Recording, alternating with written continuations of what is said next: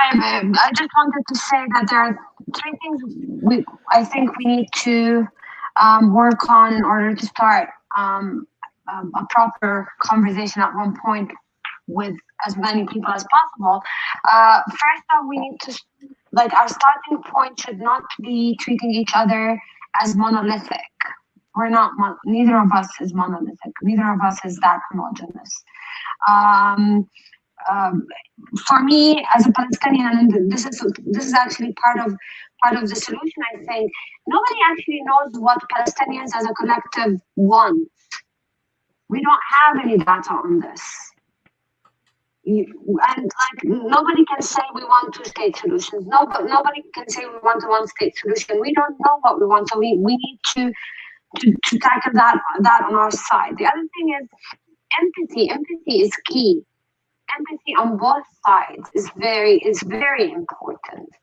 And we need for empathy to be established. We also need to acknowledge that context is important. Not to excuse what is inexcusable, right? But the context is important. So I think, if we want to discuss the way forward, there are things that we need to do on our side, then things that the Israelis need to do on their side, right? And then things that we need to do together. So I would like to hear, for me, I think from my side, from the Palestinian side, we need a referendum. We need to understand what we want as a collective. We need to draw a map for the future for ourselves. I can tell you personally, I don't care for statehood. I just want rights. That's it. I don't know about the rest of the Palestinians. On the Israeli side, there are a lot of conversations to be had. A lot of conversations to be had on your side.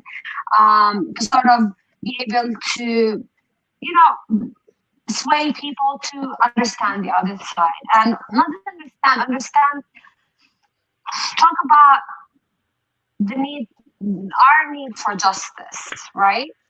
And after this, like you can also talk about, I want to hear from the Israelis here what they think needs to be done on their side, and then we can talk to each other about what we can do together. Sure. So what I think is that in terms of the violence that we mentioned, I think both sides need to stop violence as much as possible. Like definitely on the Palestinian side, it's very challenging. I understand all the suffering they're undergoing and under occupation, but they really need to go, full Gandhi, full Martin Luther King, full, Nelson Mandela, and really say we're not going to do violence. And that'll sort of throw the ball back in the court of the Israelis in a way that we'll have to look in the mirror and take some accountability.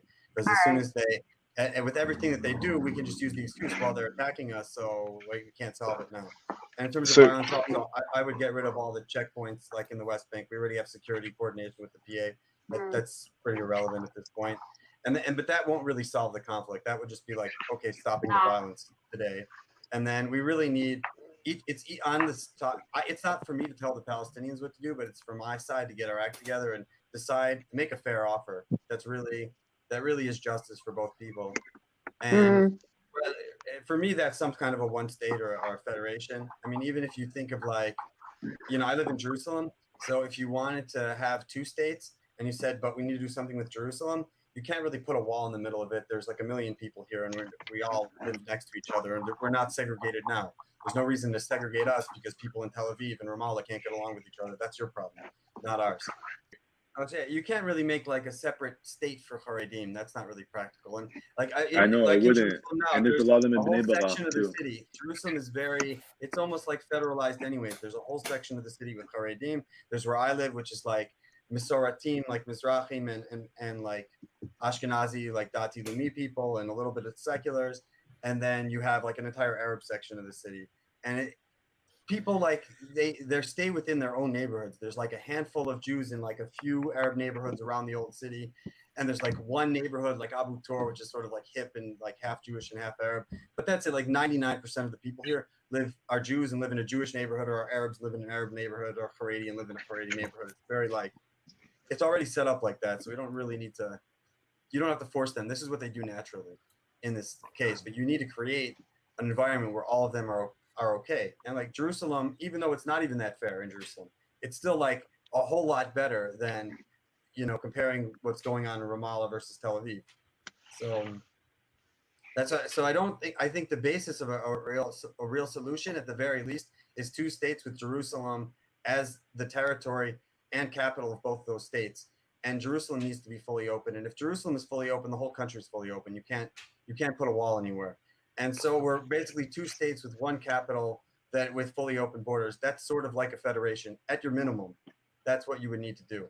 And then, okay, now that if you cope with the fact that we're in some kind of confederation, federation, living together situation as a reality, now we should just talk about together, okay, what do you really want it to look like? What would best actualize my sense of Jewish identity, my connection with, the Central Mountains, the Judean Samaria, Palestinian connection with places in the Negev Desert, and Advat and Halassa and all these Nabatean towns and all this sort of cultural history, and find a way to let that flourish and be expressed in our shared living together, however you want to call it, and then find what that to look like.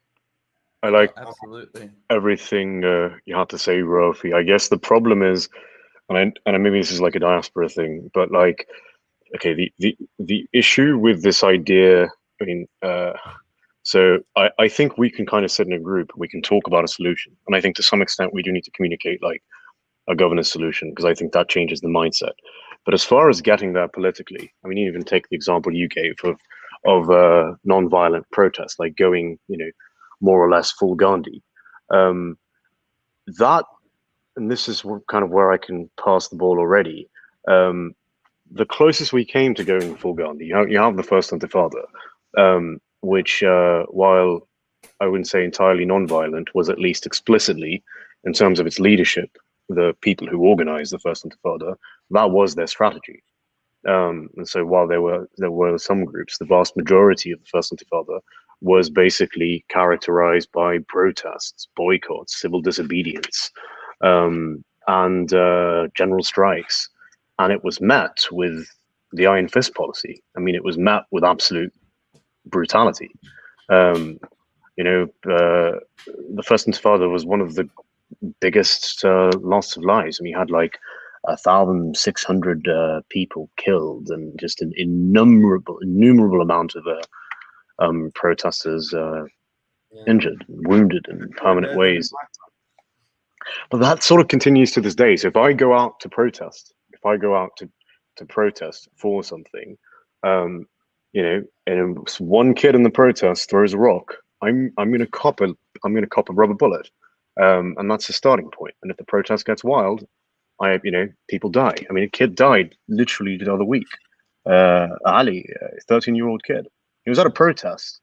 I mean, so this is also part of the issue. I mean, the Palestinian experience is basically hearing, Israeli media say there is no peace partner, there is no one to negotiate with, Hamas this, Hamas that, the PA is too maximalist, followed by, every time we go out about and complain about something, whether it's our own government or settlements or your policies, we are met with brutality from both the PA and the IDF.